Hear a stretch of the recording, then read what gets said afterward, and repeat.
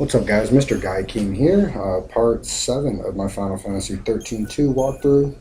Last time we just got our first ever side quest done, Heart's Prison. This time we're going to be heading back to the Meteor Impact site for another boss battle, and I want to talk about this boss battle before we get there. It's going to be Gogmagog again. This is going to be his beta version. And there's nothing too important except he does cast a barrier shield now. And to get rid of that barrier shield, it's really easy. All you have to do is stagger him and build up his chain bonus enough to stagger him. So it's not that hard. And what I recommend for your paragons are going to be slashing, two Ravengers and then your double trouble commando. Use your commandos to start off first in your double trouble, and then that's to sustain the chain gauge, and then go straight into your Ravengers and build up his chain gauge, and switching to your Sentinels when he does his swipe move. It's pretty easy. He has about 5,000 HP on this fight. He has a little bit more than a second, but he's not exactly a challenging boss. If you do run into trouble though, don't forget to heal yourself using the potions in your item menu. Other than that, pretty straightforward fight. That's about it for this one. We're going to take the marshlands route again, and just going to explore the map if we can. If we have little bits of unexplored areas left, you're going to see me doubling back. But you see right here, I noticed that we're spawning a rare enemy right here. This particular enemy, there's Seracania, is a rare enemy, or he's an uncommon spawn enemy, so I wanted to fight him to put him in my bestiarity, and to note that I have fought him, so it counts towards a later side quest of beating all the monsters, or at least fighting all the monsters once. So that's where that comes in. That's why I had to double back and find this little guy right here. There is another rare enemy in New Bodom, and we'll get to him later when we have our collector's catalog going on. So I don't want to freak anybody out with that. We'll get that eventually, and that's another little hidden treasure in Final Fantasy 13-2. But right there, I just beat him really quick. He actually gives you a pretty good amount of CP for the fight, 44 for 2 of them. So we're gonna get hauling again, and I can't forget to get that little fragment right there on top of the cliff. We're gonna come back for that later. But going through the wetlands here, you can see our little waypoint symbol right there. The little exclamation point is where we need to go, and that's always helpful. So hey, look, we spawned him again. So let's fight him twice. Why not? He's in my way, and it's the extra CP before the fight. So he does this attack called nutrient absorption, and what it does is it converts your HP into his. It basically absorbs the amount of damage, and then it converts it into his HP. It's kind of annoying when you're a low-level party if you definitely don't want to extend the battle beyond a few turns on each. You'll be running into some trouble, especially if you don't have any healing abilities or protein or potions. So don't try to extend the battle. Just stay in your double trouble Paragon, and then after that, just boil down his health. It's pretty easy. He'll probably target one of the players, and before you know it, you're all done with it. So as we keep moving up here, I notice I have a little gray spot, and I'm going to go and check it out and get it explored on my map, so that counts towards the later part of the map. If you can, any gray spot that you have when you have a map of the area, go and explore it. It only takes a few seconds, and if you run into an enemy, you can always go around it. But as you can see here, I'm a few points shy of being able to level up, so it's alright. We're just going to keep moving. And right here is going to spawn our boss battle against Gogmagog. So get ready, here comes another boss battle. Same as the first one, just a little bit stronger, and with his new shield ability.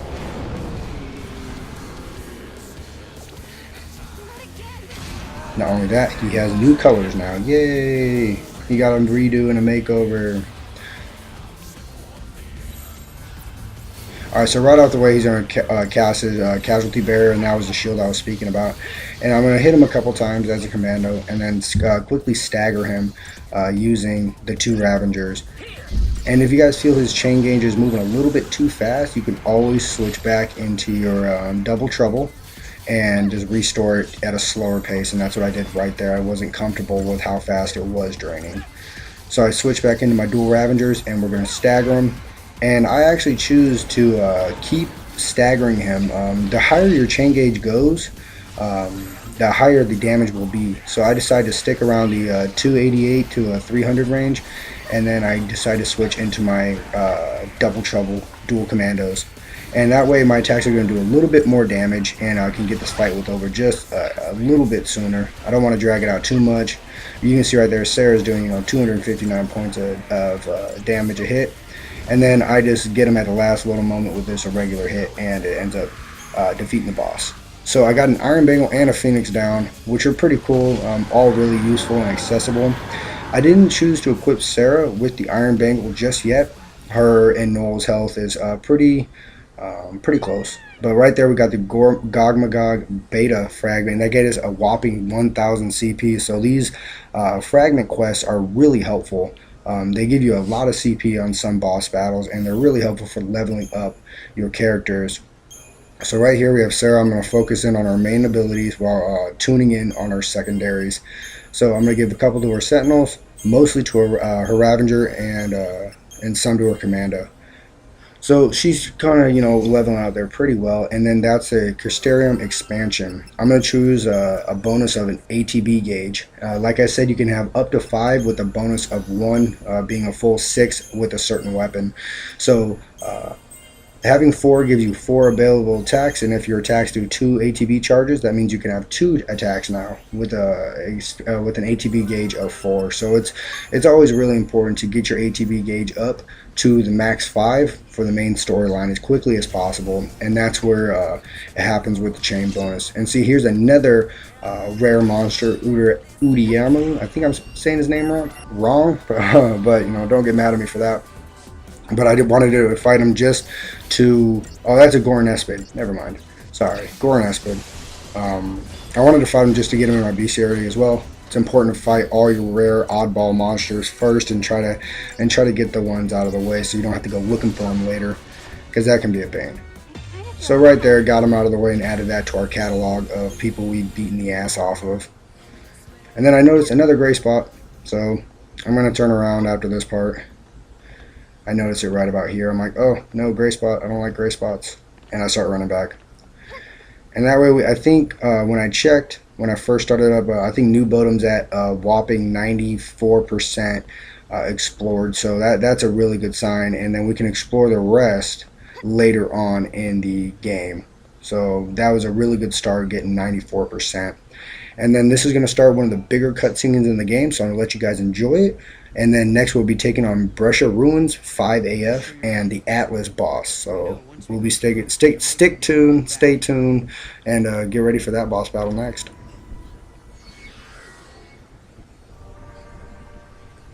Yes, I'm ready to go.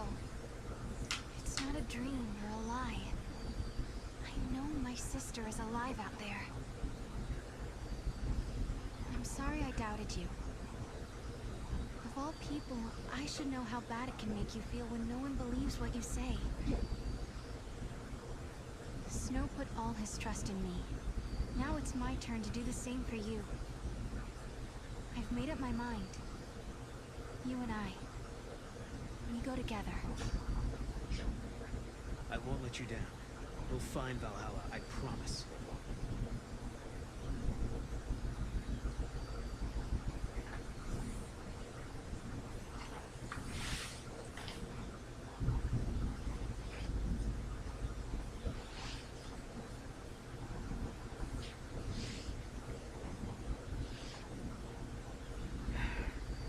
So, you're not gonna say goodbye? There's no need. We already have, sort of. Lightning's knife. It's been sharpened and cleaned. You did it. Hey, shut up! Look, my pendant has a brand new chain. And Snow was purring like a kitten. Someone gave him a good brushing. Hey. Why don't you guys go fess up? Go on. You too. Hey, Sarah. I figured no way you're leaving the pendant behind. So I made a chain, so you wouldn't lose it.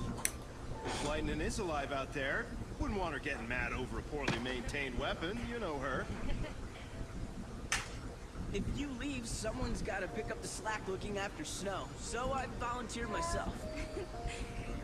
Thanks, guys. It's time for me to go. I don't know what's waiting out there in the future between worlds, but I want to see lightning so much. If there's any chance at all, I want to take it. You can go, but you have to come back in one piece. Promise? I promise. I believe maybe a miracle will happen. The future won't change until you make the first step. You know what you're doing, right?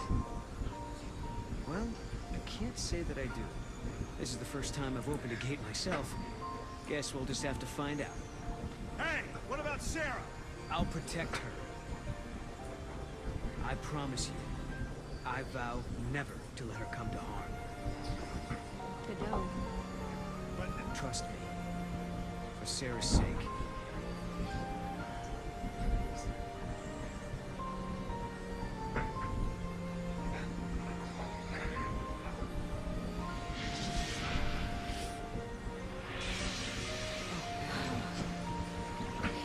I guess this is it. Guess so. Looks like the future starts now.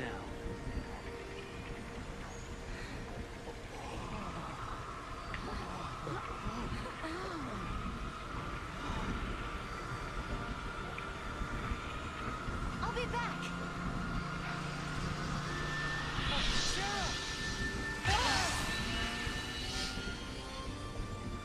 Sarah, you set out on your journey for my sake. You believed in a promise. You believed in a future you could not see. I will keep fighting here, at the end of the world. I know you will come. I believe in you. Sarah.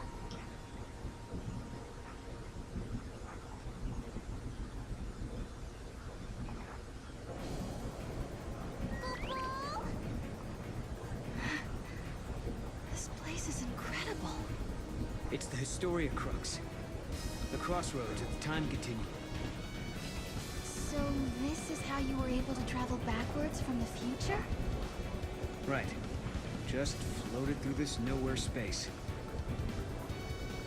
And now it's your turn.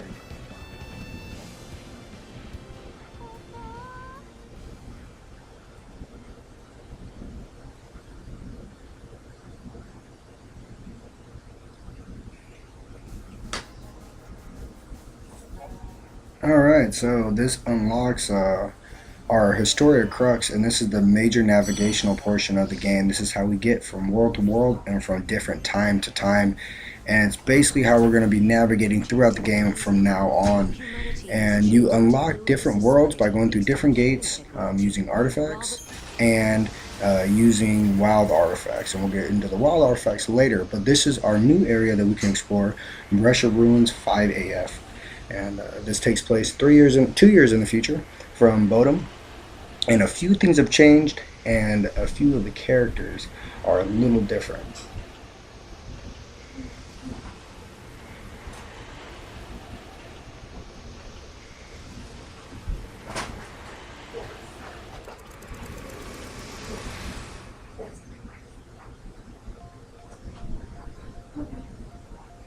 Alright, let's get started.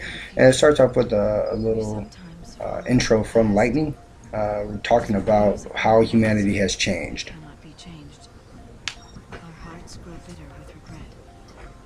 And you, my dear Sarah, will you encounter your past here? How will you choose to deal with that pain?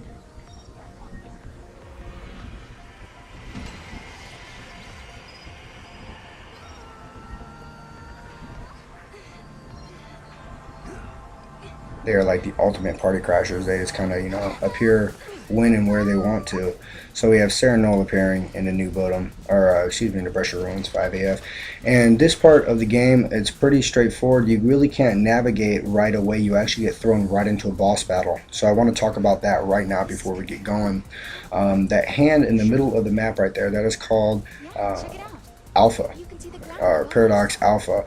And you have to fight its only hand right there in this time period. So the hand itself is not that hard of a fight. You got to treat it like Gogmagog, where you start chain bonusing and switching back between your two commandos and your two Ravengers, and you're eventually going to inflict enough damage to where different cinematic action scenes happen, and you have to execute these scenes correctly in order to beat this foe. So what you have to do is you got to watch out for his swipe attack and his downward punch, and when he does do this, he's going to raise his hand really high into the air, so that's a clear indicator that he's going to be using these attacks. And just switch to your Sentinel Tortoise Peregrine and you'll be able to survive these attacks. We also get introduced into the wounding aspect of FF13-2, and what this is it decreases the overall health gauge you have by inflicting wound attacks. And the reason to do this is it shortens your health bar gauge, and this could be very effective in battle if you're applying this on stronger enemies. The only item to heal this is a wound potion, so we'll get those later in the game, but let's get into the boss battle right now. It's pretty easy. I'm going to switch and just keep chaining away at his health here.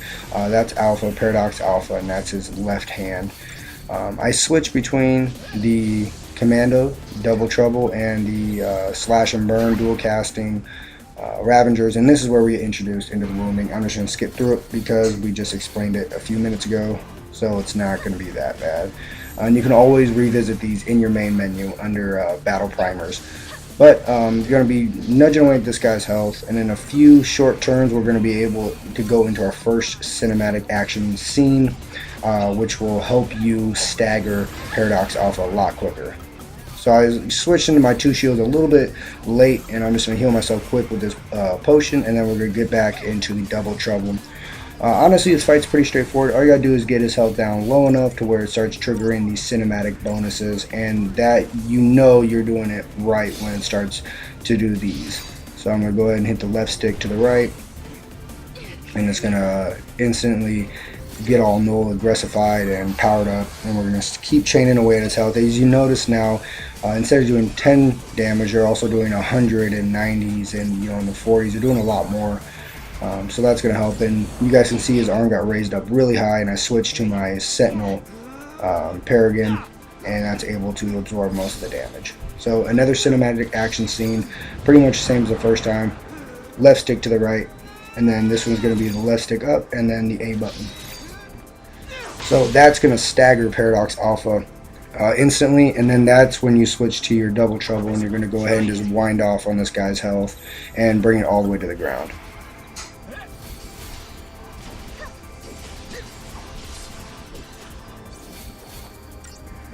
Yeah, the leveling up really helped. You can see Noel, when you stagger an opponent's doing over 300 now.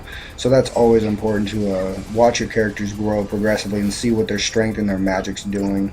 So we just beat Paradox Alpha right there, and it's going to ensue another cutscene. So I hope you guys enjoy. I'll be back after the cutscene.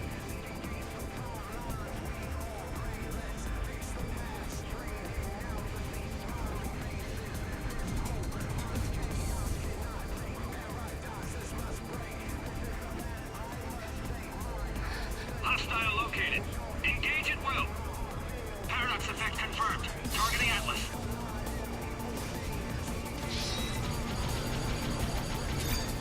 Now we just learned right there that monster's name is Atlas. It says Paradox Alpha for the boss battle, but Atlas is the total monster's name, so that helps you progress the storyline, because if you guys remember, Atlas was a big player in Final Fantasy 13 for a future event, so this is where he comes into play now.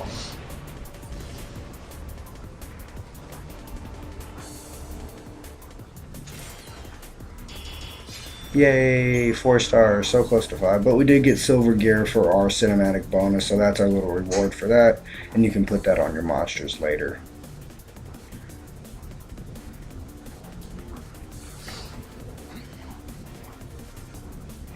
That was exciting. Guess it's over. Huh? It's the army! Papa! Friends of yours?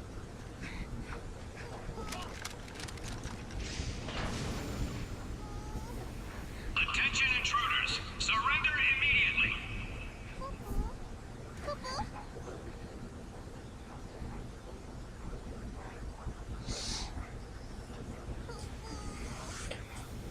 Damn juvenile delinquents already getting arrested at such a young age. Alright, and that's where we're going to end our part 7. Looking forward to seeing you guys in part 8.